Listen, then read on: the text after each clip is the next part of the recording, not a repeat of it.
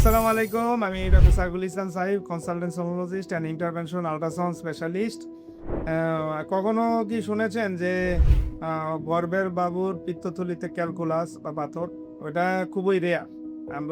আমি আমার লাইফে এত হাজার হাজার কেসের মধ্যে আমি 2টা কেস পেয়েছিলাম আগে, তা আজকে আর একটা কেস পেলাম। মূলত প্রেগনেন্সি হচ্ছে 9 মাস, বাবুটার বয়স 9 মাস। আমরা তার পিত্তথলিটা স্ক্যানিংয়ে দেখাবো এবং কিভাবে পেলাম এত ক্ষুদ্র জায়গায়, ওটাও আমি শেয়ার করব। এটা বাবুর যখন আমি এসি নেওয়ার পরে এই যে বাবুর এটা লিভার, একদম স্পষ্ট বোঝা যায় এটা লিভার, এটা পিত্তথলি, দানা দানার মতো কতগুলো দেখা যায়। আমি একটা মাপলাম, দেখলাম 3.9। মূলত এগুলো যেহেতু শেডো নাই, এগুলো সফট ক্যালকুলাস। আমি প্রথমে যখন নিয়েছি, দেখেন এই ছবিটাতে, দেখেন এইটাতেও কিন্তু স্পষ্ট। আরো কাছে কেন দেখেন, এই যে দানা দানা কয়েকটা।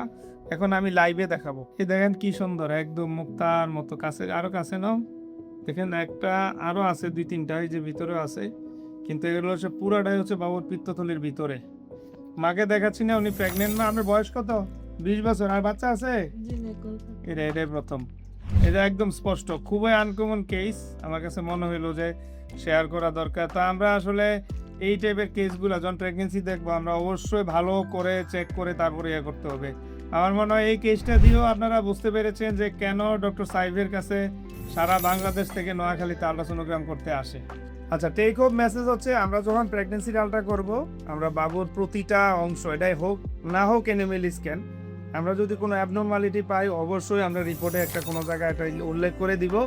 এবং আমরা খুবই সজাগ থাকবো যে বাচ্চার কোনো অংশ যেন এনোমেলি না হলেও মিসিং না হয়।